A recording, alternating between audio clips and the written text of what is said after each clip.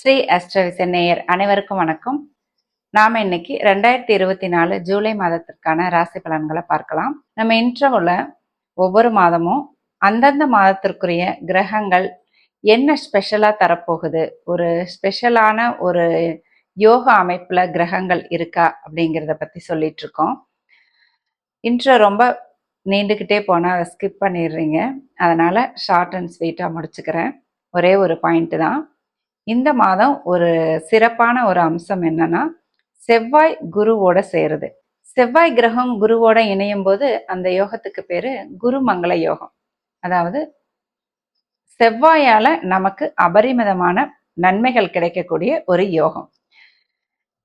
இப்போ செவ்வாய் தசை நடக்கிறவங்களுக்கு இந்த தசை இந்த மாதம் ரொம்ப யோகத்தை கொடுக்கும். இந்த மாதம் ஒரு குழந்தை பிறக்கும் பொழுது, குருவும் செவ்வாயும் சேர்ந்து இருக்கும் பொழுது ஒரு குழந்தை பிறக்கும்போது அந்த குழந்தைக்கும் குருமங்கள யோகம் செயல்படும்.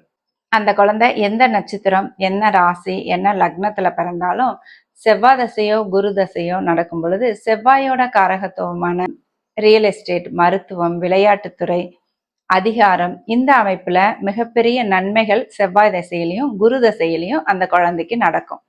இப்போவும் செவ்வாயோட தொழில் பண்ணிட்டு இருக்கிறவங்களுக்கு அதிகபட்சமான நன்மைகள், தொழில் லாபம், தொழில் நல்லா நடக்கிறது, தொழில் விருத்தி, இது எல்லாமே நடக்கும்.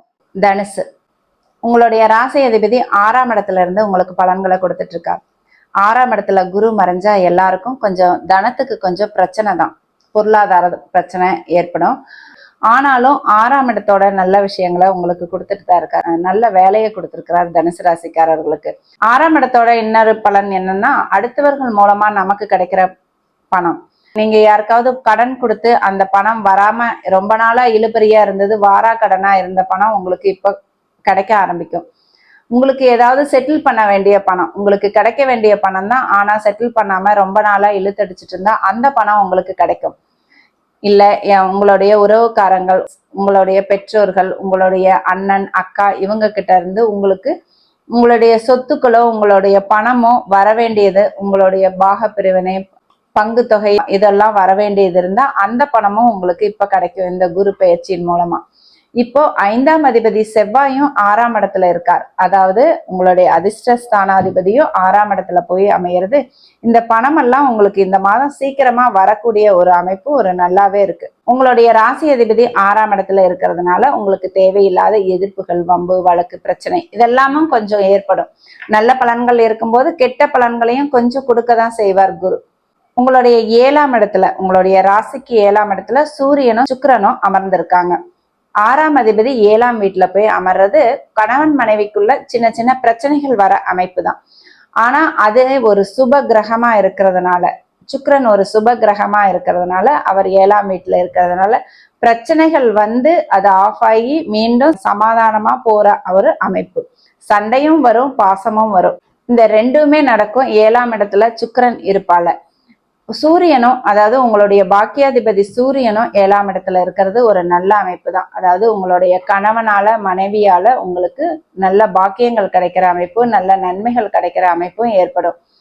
உங்களால உங்களுடைய மனைவிக்கும், உங்களால உங்களோட கணவனுக்கும் நல்ல பலன்களும் ஏற்படும். உங்களுடைய கணவன் மூலமாகவோ மனைவி மூலமாகவோ ஏதாவது உங்களுக்கு உதவிகள் எதிர்பார்த்துட்டு இருந்தீங்கன்னா, அவங்க மூலமா ஏதாவது காரியங்கள் நடக்கணும்னு எதிர்பார்த்துட்டு இருந்தீங்கன்னா அதெல்லாம் இந்த மாதம் நடக்கிறதுக்கு ஒரு நல்ல வாய்ப்பா இருக்கு, இந்த சூரியன் 7ஆம் இடத்துல அமர்ந்திருக்கிறதுனால. அடுத்ததா சுக்கிரன் வந்து ஜூலை 7ஆம் தேதி 7ஆம் இடத்துல இருந்து 8ஆம் இடத்துக்கு நகர்றார். சூரியனும் 7ஆம் இடத்துல இருந்து 8ஆம் இடத்துக்கு பயிற்சியாகிறார். அங்க ஏற்கனவே 8ஆம் இடத்துல புதன் அமர்ந்திருக்காங்க. உங்களுடைய 10ஆம் அதிபதி 8ஆம் இடத்துல அமர்ந்திருக்காங்க. உங்களுடைய 10ஆம் அதிபதி 8ஆம் இடத்துல அமர்ந்திருக்கிறதுனால என்ன பலன்னா, உங்களுக்கு வெளியூர் சம்பந்தப்பட்ட வேலையில இருக்கிறவங்களுக்கு ஒரு நல்ல அமைப்பு. வேலை சம்பந்தமா வெளியூர் போகிற ஒரு அமைப்பு ஏற்படும். வேலை சம்பந்தமா வெளிநாடு போகிற அமைப்பு எல்லாம் ஏற்படும் உங்களுக்கு.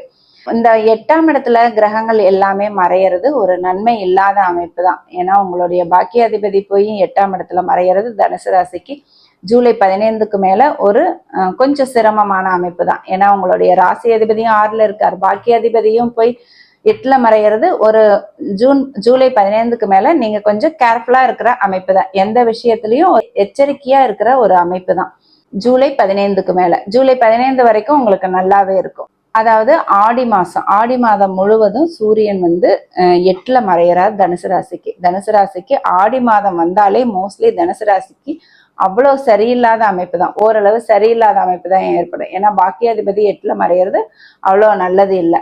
அடுத்ததா 8ல மறைஞ்ச கிரகங்கள், 8ல இருக்கிற கிரகங்கள் வந்து சூரியன் புதனும் 2ஆம் இடத்தை பாக்குது, குடும்பஸ்தானத்தை பாக்குது. அது ஒரு நல்ல அமைப்பு தான். 6ஆம் அதிபதி குடும்பஸ்தானத்தை பார்க்கறதுனால பிரச்சனைகளும் வரும் குடும்பத்துல. ஆனாலும் சுப கிரகமான சுக்கிரன் 2ஆம் இடத்தை பார்க்கறதுனால குடும்பத்துல சுப நிகழ்ச்சிகள் நடக்கும், நல்ல பொருளாதார முன்னேற்றமும் ஏற்படும். ஏற்கனவே குரு வந்து 6ஆம் இடத்துல இருந்து 2ஆம் இடத்தை பார்த்துட்டு இருக்கார். இப்ப சுக்கிரனும் பாக்குறது இன்னும் 2ஆம் இடத்துக்கு ஒரு வலு கூடுற அமைப்பு தான். 2ஆம் இடம் என்னென்ன கொடுக்கும்? நல்ல குடும்பத்தை கொடுக்கும், நல்ல பொருளாதாரத்தை கொடுக்கும், நல்ல வாக்கு வன்மையை கொடுக்கும்.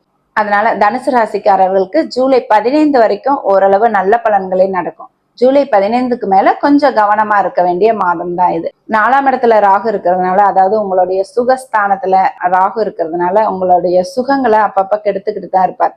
அதாவது நிறைய அலைச்சல்களை ஏற்படுத்துவார். எங்க போனாலும் ஒரு வேலையை சீக்கிரமா முடிக்க முடியாம அப்படி இப்படின்னு இழுபறியா இருக்கிற நிலைமையை ஏற்படுத்துவார். வீடு வாகனம் விஷயத்துல கொஞ்சம் தடைகளையும் ஏற்படுத்துவார். ஆனாலும் படிப்பு விஷயத்துல, மாணவர்களுக்கு படிப்பு விஷயத்துல சில பல தடைகளை, கவனச்சிதறல்களை ஏற்படுத்துவார் ராகு. ராகு 4ஆம் இடத்துல இருக்கிறதுனால மாணவர்கள் இந்த செல்போன் விஷயத்துல, டிவி பாக்குற விஷயத்துல இதுல டிஸ்ட்ராக்ஷன் ஆவீங்க. அந்த கவனச்சிதறல்களை எல்லாம் கட்டுப்படுத்திக்கிட்டு நீங்க படிப்புல மட்டும் கான்சென்ட்ரேட் பண்ணுங்க. 3ஆம் இடத்துல சனி இருக்கிறது ஒரு நல்ல அமைப்பு தான் தனுசு ராசிக்காரர்களுக்கு. 3ஆம் இடம் சனிக்கு உகந்த இடம். சனி 3ஆம் இடத்துல இந்த மாதம் வக்ர நிலையை அடைஞ்சாலும் தனுசுக்கு பெருசா ஒன்றும் பாதிப்பு இல்லை. இளைய சகோதர வகையில உங்களுக்கு நன்மைகளே நடக்கும். 6ஆம் இடத்துல இருக்கிற குரு உங்களுடைய 2ஆம் இடத்தை, 10ஆம் இடத்தை, 12ஆம் இடத்தை, இந்த 3 இடத்தையும் பார்க்கிறார். அதனால இந்த இடங்கள் எல்லாம் உங்களுக்கு வளர்ச்சி பெறும். 2ஆம் இடங்கிறது பொருளாதார வளர்ச்சி இருக்கும். 10ஆம் இடங்கிறது தொழில் ஸ்தானம், உங்களுடைய ஜீவனஸ்தானம். உங்க தொழில் நல்ல வளர்ச்சி இருக்கும். புதுசா தொழில் ஏதாவது ஆரம்பிக்கணும்னாலும் தனுசு ராசிக்காரர்கள் தாராளமா ஆரம்பிக்கலாம். கடன் வாங்கி அந்த மூலதனம் போடுற மாதிரி ஏற்பாடு பண்ணுவார் குரு உங்களுக்கு. ஏன்னா 6ஆம் இடத்துல இருந்து நேர தொழில் ஸ்தானத்தை பார்க்கறதுனால, 6ஆம் இடங்கிறது கடன்களை கொடுக்கக்கூடிய ஒரு இடம்.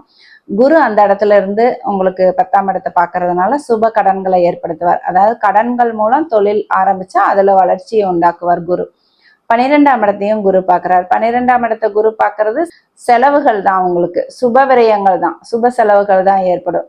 ஏன்னா குரு சுப கிரகமா இருக்கிறதுனால சுப செலவுகள் ஏற்படும். இந்த மாதம் செவ்வாயும் சேர்ந்து 12ஆம் இடத்தை பார்க்கிறார். அதனால அந்த இடத்த வலுப்படுத்துறார். 12ஆம் இடம் வலுப்பெறுது. 12ஆம் இடம் வலுப்பெற்றா என்ன நடக்கும்?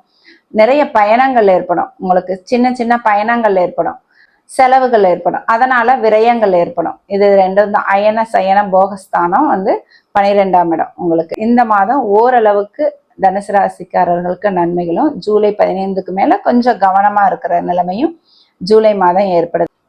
நீங்க இது வரைக்கும் ஸ்ரீ ஆஸ்ட்ரோவிஷன் சேனலை சப்ஸ்கிரைப் பண்ணலைன்னா சப்ஸ்கிரைப் பண்ணிக்கோங்க. பெல் பட்டனையும் அழுத்திக்கோங்க. லைக் பண்ணுங்க, கமெண்ட் பண்ணுங்க, ஷேர் பண்ணுங்க. நன்றி. வாழ்க வளமுடன்.